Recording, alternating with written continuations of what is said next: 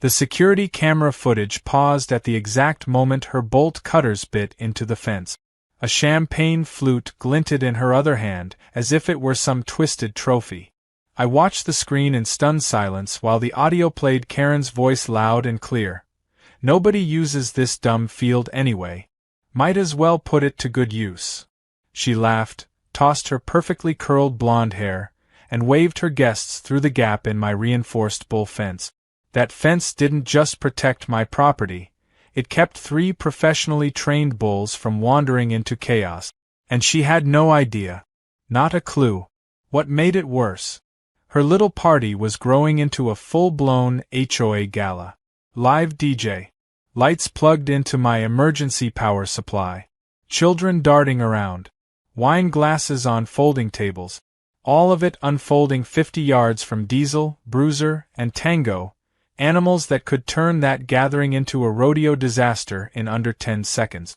I stood there in my barn office, trying to convince myself I wasn't dreaming. It had been a long weekend. I'd just come back from Amarillo, where I'd spent 2 days performing bull safety demos for law enforcement.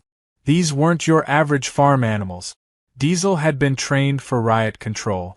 Tango had learned crowd avoidance maneuvers during his time at a military base livestock program. And Bruiser, well, he was named for a reason. He didn't like strangers. He barely tolerated me. I designed their enclosure with triple redundant gates and electrified fencing, not for show, but because one slip-up could end in tragedy. And Karen, the self-declared queen of the HOA, just took a bolt cutter to all of it because she thought my land looked like a good place to host a party. I didn't move at first. Just watched as she danced across the boundary line with a cluster of partygoers trailing behind her. She had no permit, no invitation, no awareness of what she was doing. To her, it was just a big empty yard. To me, it was the line between order and chaos. Then I saw something on the screen that jolted me.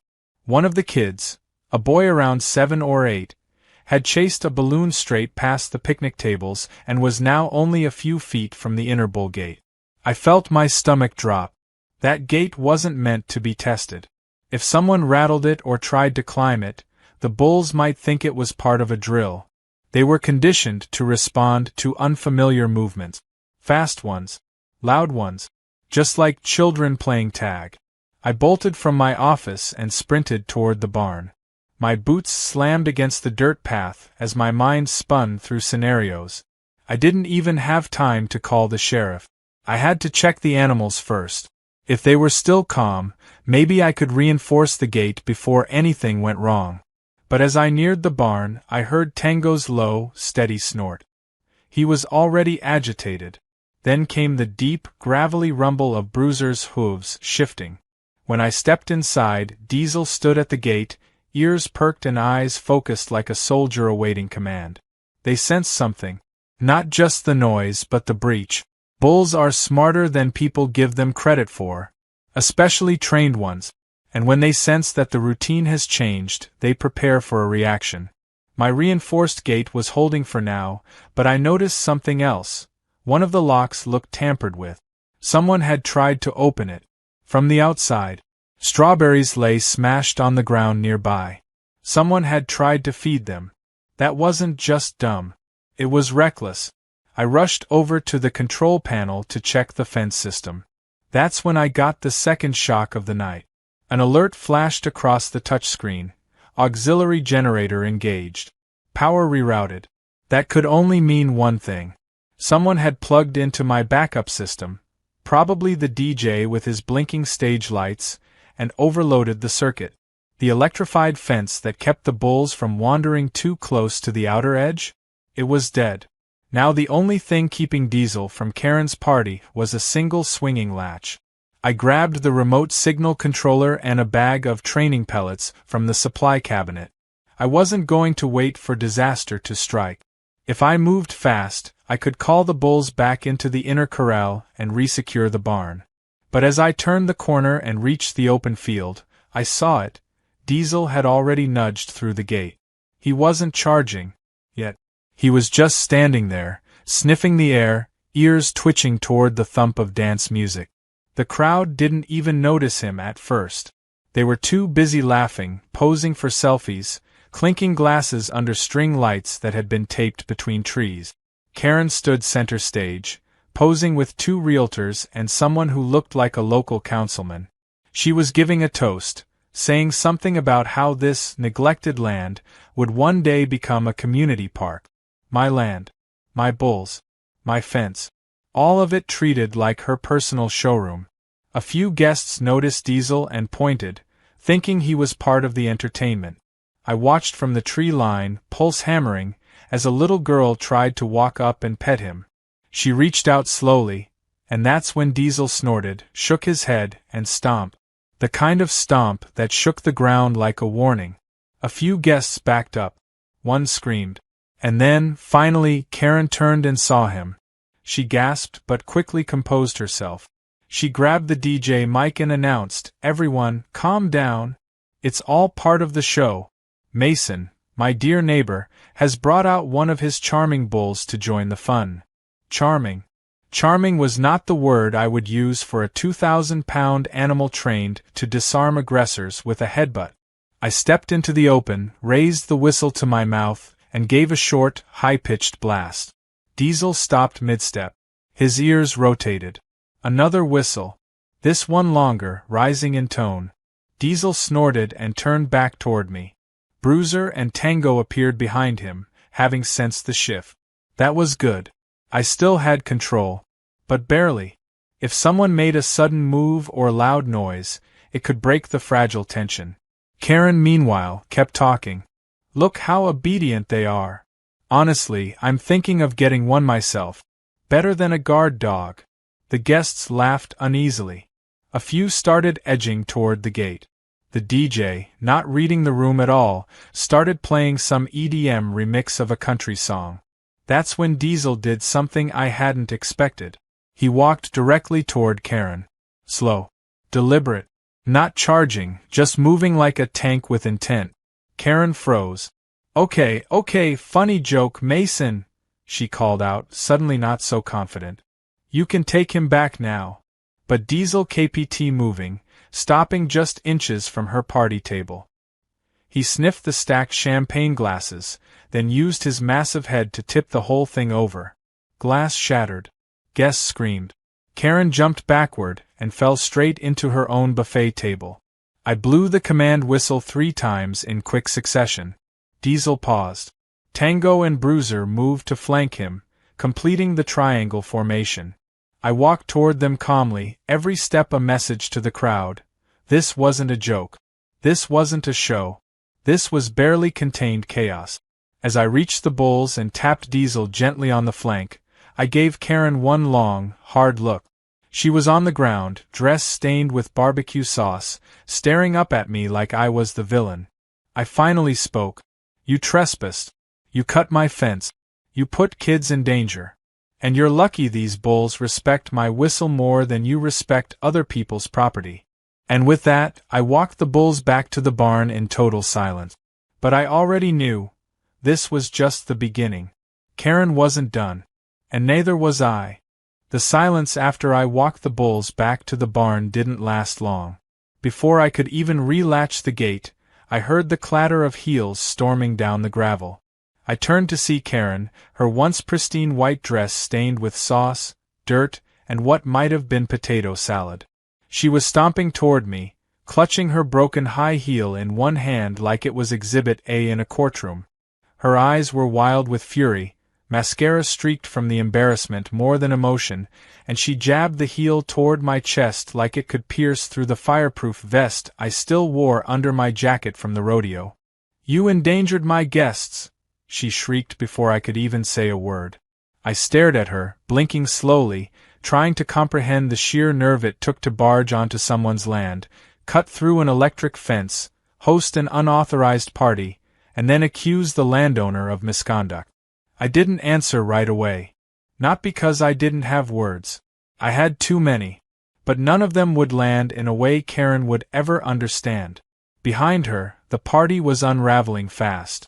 The DJ was packing up his gear. Some of the guests were already leaving, murmuring into phones and checking their shoes for manure. A few were looking back at us, clearly eager to see how this argument would explode. Karen, noticing the attention, lifted her chin and said louder than necessary, "I'll be filing a full complaint with the HOA about your outrageous behavior." That finally pushed me past the silence. I let out a laugh. One of those low, exhausted laughs you can't hold back when things get too ridiculous. "You're going to file a complaint with the HOA," I repeated, wiping dust off my hands. "After cutting my fence, inviting dozens of people onto private land, plugging into my emergency power, and putting your guests, including children, in direct proximity to trained security bulls." Karen's eyes narrowed like I had personally insulted her intelligence, which, to be fair, I had just indirectly done. "They're animals," she snapped. "You can't just have wild bulls wandering next to a neighborhood." "Karen," I said calmly, "those bulls were in a secure pen, until you broke through the barrier that keeps them, and everyone else, safe." I pointed to the gap in the fence line, where party decorations still fluttered in the breeze. "You created this mess. You're just lucky they didn't react the way they were trained to.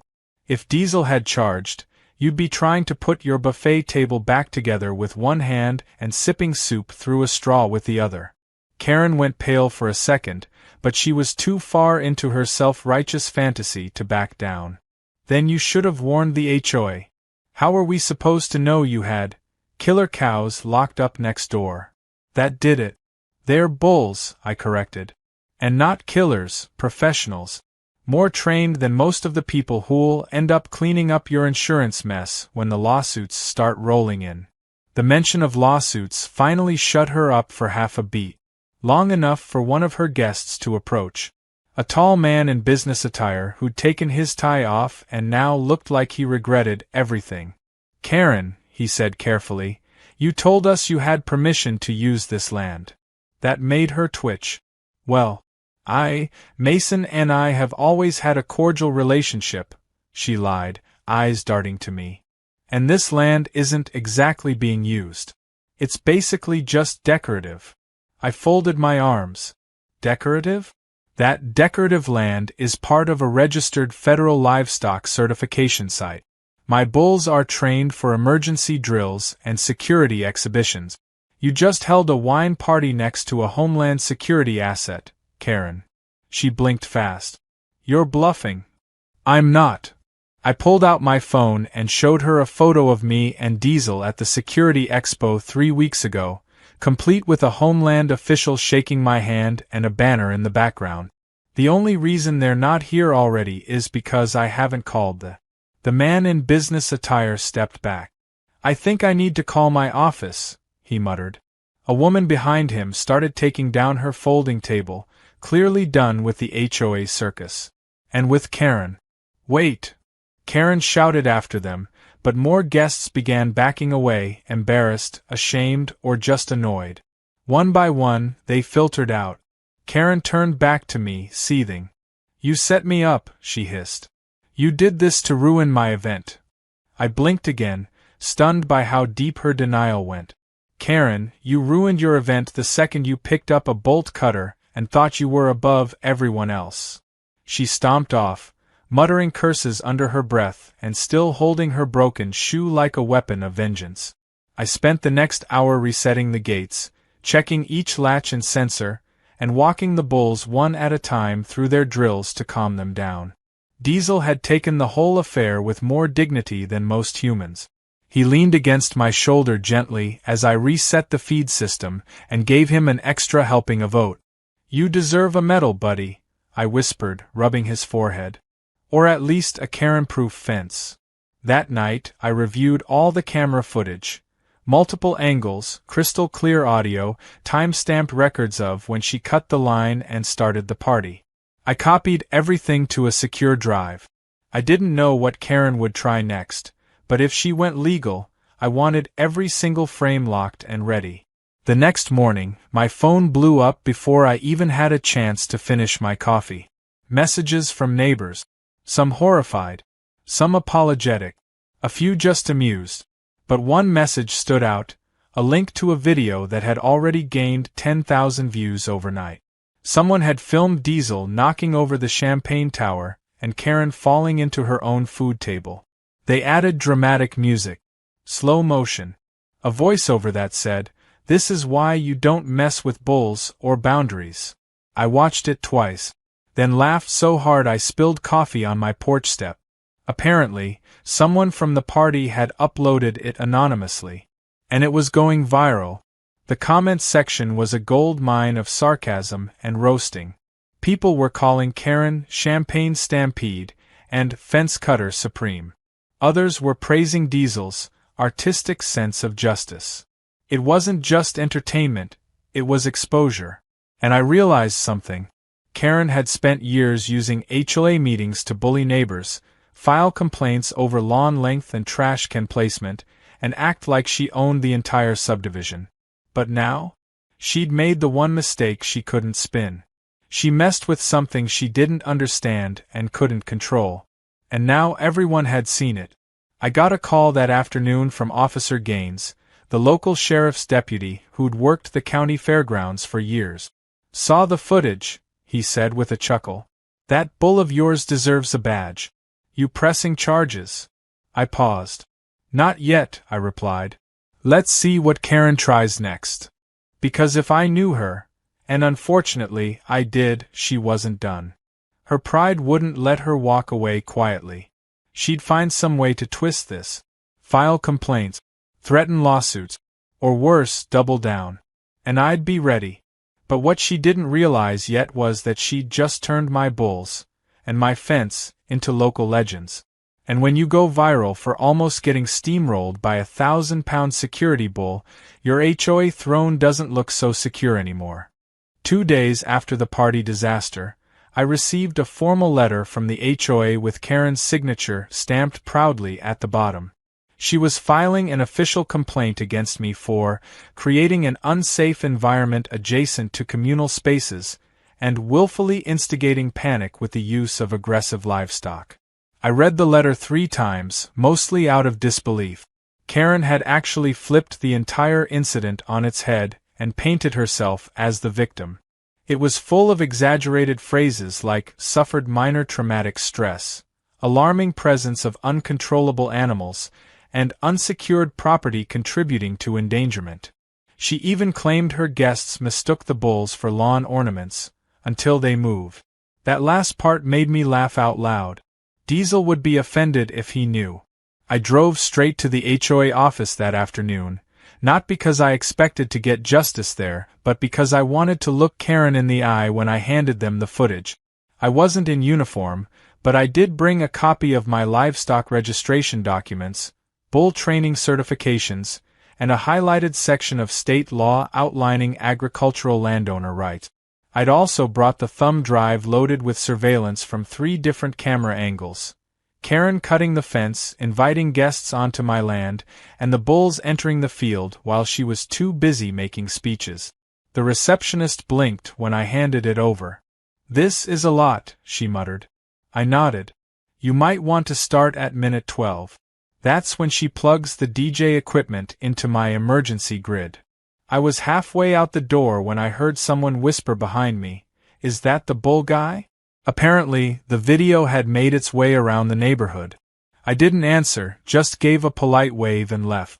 I hadn't planned on becoming a local celebrity, but fate had other plans.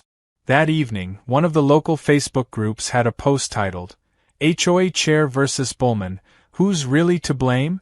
It had more comments than any post in months. Half the neighborhood had turned on Karen, while the other half was just there for the drama. My favorite comment was from someone named Linda J., who wrote, "Anyone who uses bolt cutters while holding a mimosa isn't stable enough to lead an HOA." By the following morning, Karen's narrative had started to collapse. It turned out that several of her party guests, angry that their shoes, outfits, or expensive centerpieces had been destroyed, had contacted the HOA directly.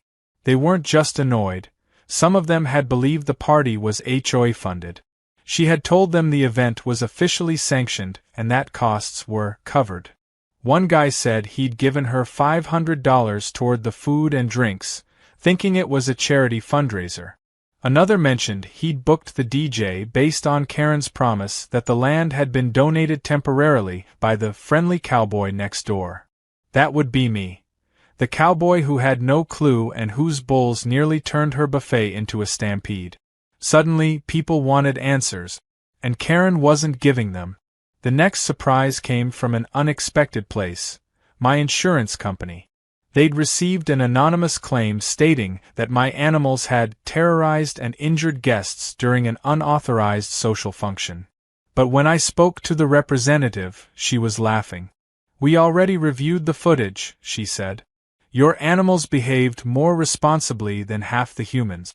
We're not honoring the claim." Apparently, someone had submitted the complaint along with a poorly cropped video and fake witness statements. But the original viral footage had already circulated widely, and it was clear who was trespassing on whose land. Things escalated further when I received a call from Officer Gaines again. "Hey Mason," he said, sounding both amused and annoyed. "You might want to know, we got a visit from Karen this morning. She tried to file charges against you." I almost dropped my coffee. "For what?" I asked. "She claimed you threatened her with wild animals. Said you orchestrated the bulls' intimidation tactics on purpose." I laughed. "I used a whistle. They're bulls, not a SWAT team." "That's what I told her," Gaines said. She started rambling about how this was a form of psychological warfare. One of my deputies had to leave the room to stop laughing. "We're not filing anything. But be prepared, she's spiraling." And spiral she did. Over the next week, Karen began campaigning harder than a politician in a tight election. She tried to rally the HOA board to censure me for public endangerment, but more than half of them refused to even show up for the emergency meeting she scheduled. One of them, Sandra, emailed me directly and said, "We're quietly preparing a vote to remove her. You didn't hear it from me." The pressure was clearly getting to Karen. She started leaving passive-aggressive flyers in mailboxes about livestock-related risks to suburban harmony, and began harassing other neighbors about their fence lines and pet permit. She had overplayed her hand, and now the rest of the board was trying to figure out how to distance themselves from the explosion she caused. Meanwhile, I was approached by a producer from a local morning show who'd seen the video. "We want to do a segment on responsible animal training," he said. "And frankly, everyone loves the bulls. Think of it like community education with flair." I wasn't much for TV appearances, but I agreed to let them film a short piece out by the field. Diesel and Tango were naturals. Bruiser mostly ignored the camera, which I suppose was fitting. The segment aired 2 days later and was an instant hit. They even added a slow-motion replay of Diesel tipping the champagne tower, with a voiceover calling it the classiest bull in America. My property, once overlooked, was now widely admired for safety, discipline, and animal welfare. But that brought Karen a fresh problem. Her party guests had now seen that I wasn't some eccentric recluse with wild animals. I was a certified trainer, legally protected, and respected by both media and law enforcement. Her entire complaint hinged on me being reckless, and now she looked ridiculous. Even worse for her, someone leaked internal emails from the HOA system. It showed that Karen had filed a reimbursement request for the party costs under community engagement, listing rental tables, catering, and power equipment which had been plugged into my emergency grid. She'd literally tried to get reimbursed for her illegal gala by using the HOA's maintenance fund. The fallout was swift. The HOA board called a vote within the week. At the emergency meeting, nearly every resident in the subdivision showed up. People wanted blood. Or at least accountability. Karen came dressed like she was going to church and tried to frame it all as a misunderstanding. "I was only trying to bring people together," she insisted. "This is what community looks like." But someone from the back stood up and shouted, "Community doesn't bring bolt cutters." The room erupted. Her attempts at charm fell flat, especially when multiple people confirmed that they'd paid her directly for a ticketed event they assumed was legitimate. A week after Karen's removal from the HOA board, things should have been settling down. And for the most part, they were.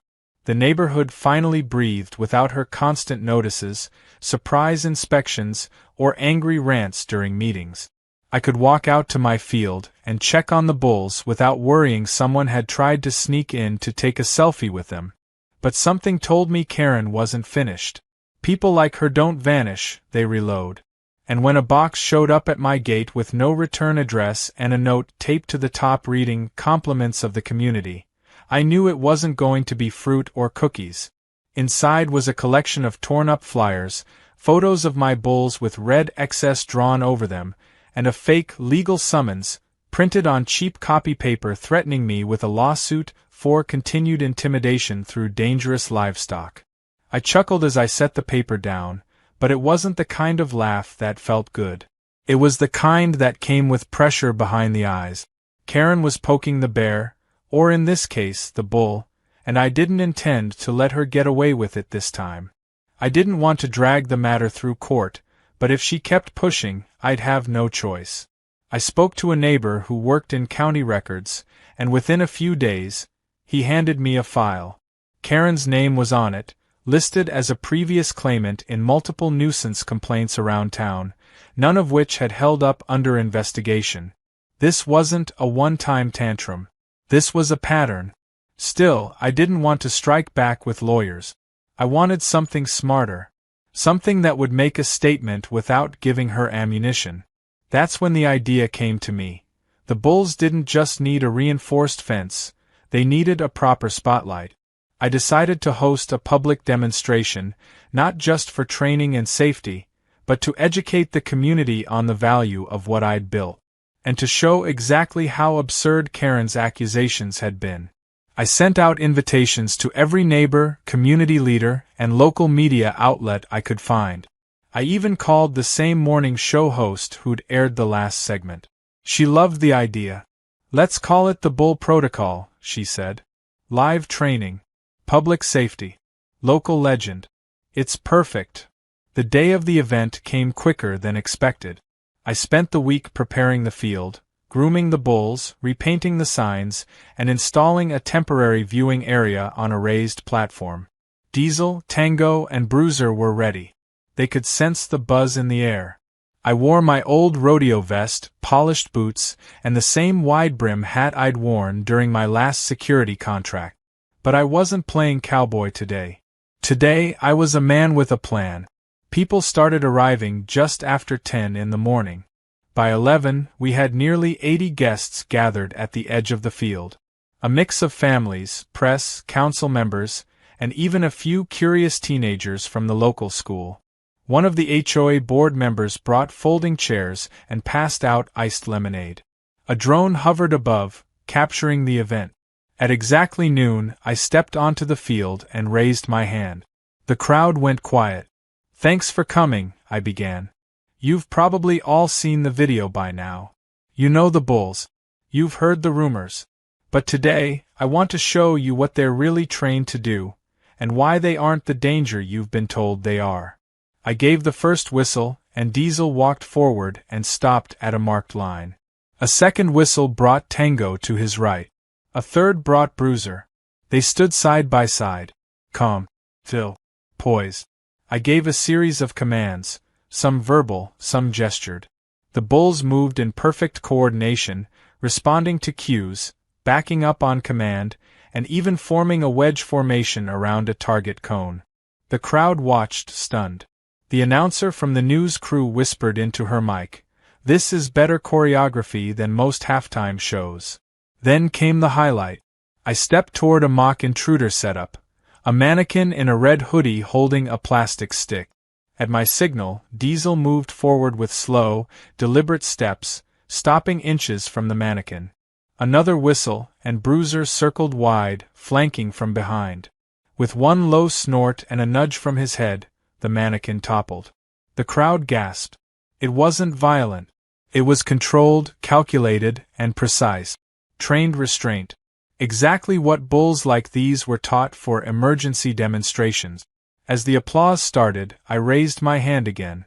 "This level of control takes years to build," I said. "They're not pets. They're not wild threats. They're security-trained livestock with certifications recognized by multiple state agencies. They don't attack unless provoked or commanded. And they've never been loose. Not once. Until someone else cut a fence. That line landed hard. A few heads turned toward the back of the crowd, where Karen stood in sunglasses and a visor, arms crossed and jaw clenched. She had come, despite everything, probably hoping to see something go wrong. But all she saw was a flawless routine and a crowd that no longer believed a word she said. I walked over to the podium and invited Officer Gaines to speak. He took the mic and said, "I've worked with these bulls. They're safer than most patrol dogs. And honestly, I trust Mason's judgment more than I trust a lot of humans in a crisis." After TH event, guests stayed for questions and photos. Kids posed next to the bulls, at a safe distance, while volunteers handed out flyers on animal safety, property rights, and the training protocols used. The feedback was overwhelmingly positive. I overheard one councilwoman telling a reporter, "Honestly, this should be a regular community event. I'd rather see this than another HOA barbecue." Karen didn't stay. She left quietly before the last question was even asked. But I wasn't done with her yet. I stepped back onto the platform and cleared my throat. "One last announcement before we wrap up," I said. "I want to thank the person who inspired this showcase. Without their actions, irresponsible as they were, I might never have realized how little our community knew about animal safety." I paused and looked around the field. "So this year, I've decided to donate 10% of my training event profits to local livestock education. And I'll be naming our new training area after her, the Karen Containment Zone." Laughter rippled through the crowd. It wasn't mean-spirited, just cathartic. The name stuck. Within days, someone painted it on a wooden sign near the training field. The HOA board officially adopted the name for the parcel of land, stating it as a community inside joke for the sake of public awareness. And just like that, Karen became a punchline. Not out of cruelty, but because her own actions made it impossible for anyone to take her seriously again. That night, I sat on the porch, Diesel resting nearby, watching the sunset over the newly named containment zone. It had been a long road getting here, and I knew Karen might still have one or two petty tricks left up her sleeve. But she'd already lost her crown, her narrative, and now her mystery. Everyone knew who she was, what she did, and that the only thing she controlled now was whether or not she kept embarrassing herself. As for me, I had bulls to train, a fence to maintain, and a town that finally understood what real security looked like. No flyers. No HOA fines. Just a whistle, a bit of grit, and a 3,000-pound reminder not to mess with the wrong field.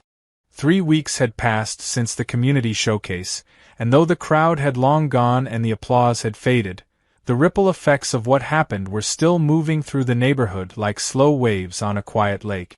The sign reading Karen Containment Zone had become a photo stop for locals.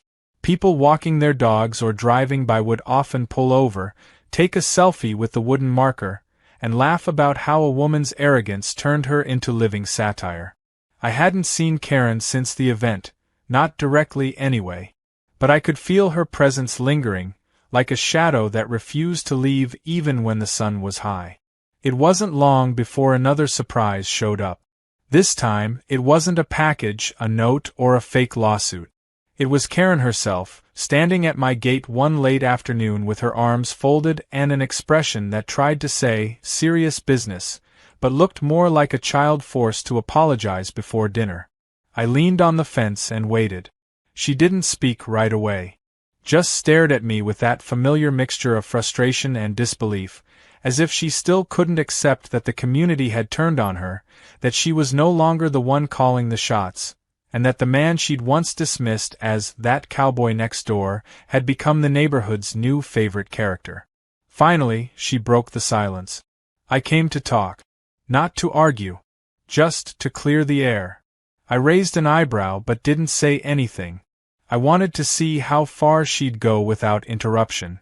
She glanced at Diesel, who was lying peacefully near the barn gate, his head resting on his foreleg, completely unbothered. Look, Karen continued, I know things got out of hand. And maybe I wasn't exactly transparent with the HOA. I let the silence stretch again. She fidgeted. Fine, she huffed. I was wrong. About a lot. The party, the fence, the way I handled things.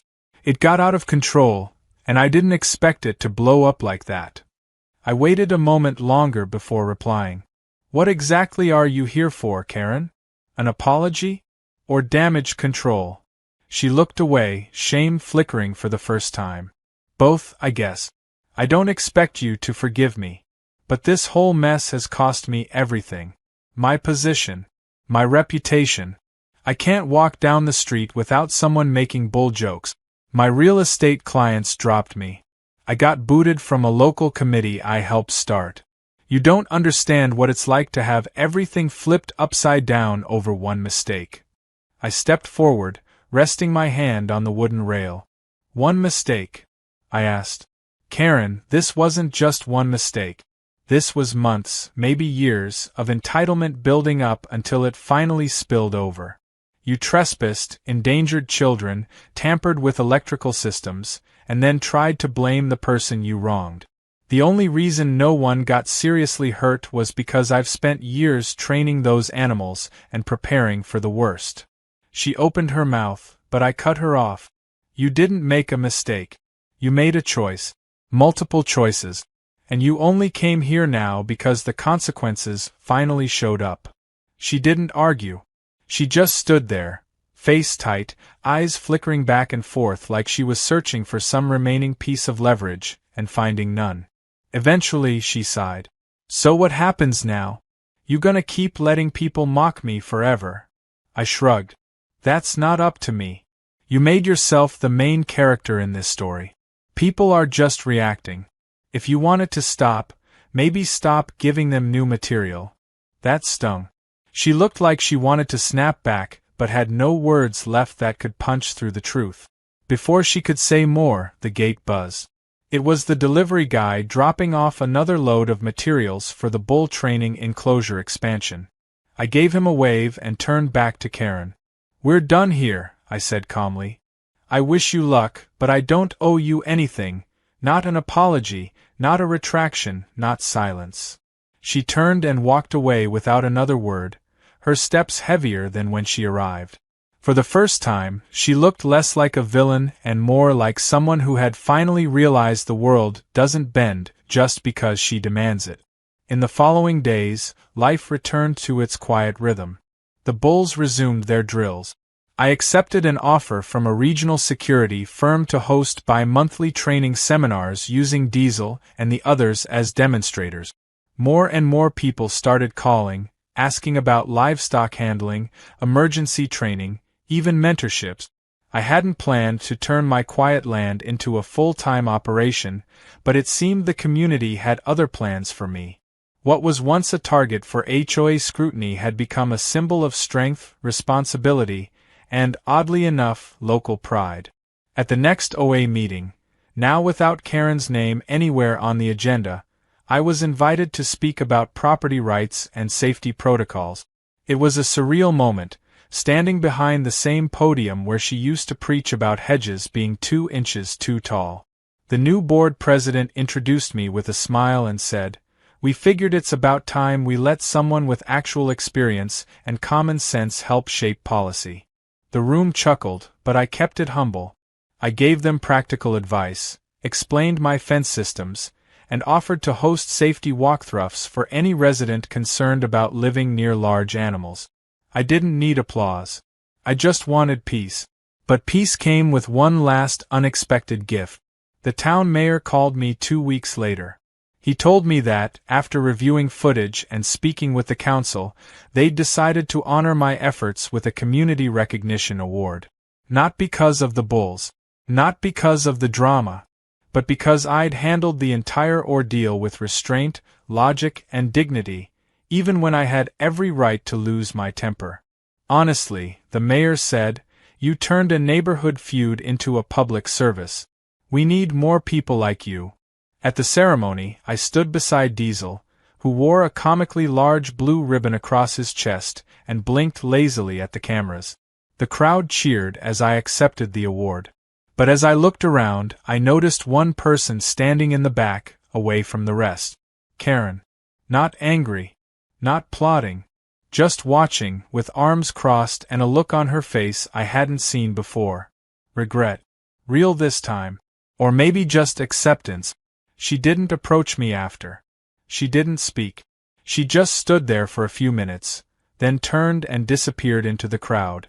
As the sun dipped behind the hills and the crowd started to disperse, I led Diesel back toward the field. The air was still, the kind of quiet that feels earned. I leaned against the post and looked out at the land. Fences rebuilt, community mended, bulls calm, reputation intact. Karen had tried to destroy everything I had, not out of necessity, but out of control and ego. And yet, in the end, she'd done the opposite. She gave me a platform, unintentionally built a legacy, and reminded everyone around us that respect has to be earned, not demanded. Diesel snorted beside me, nudging my arm for a final pat. I smiled and gave him a scratch behind the ear. He turned toward the barn without needing command. I followed slowly, taking one last look at the wooden sign that marked the infamous party's location. Karen Containment Zone. Still funny. Still true.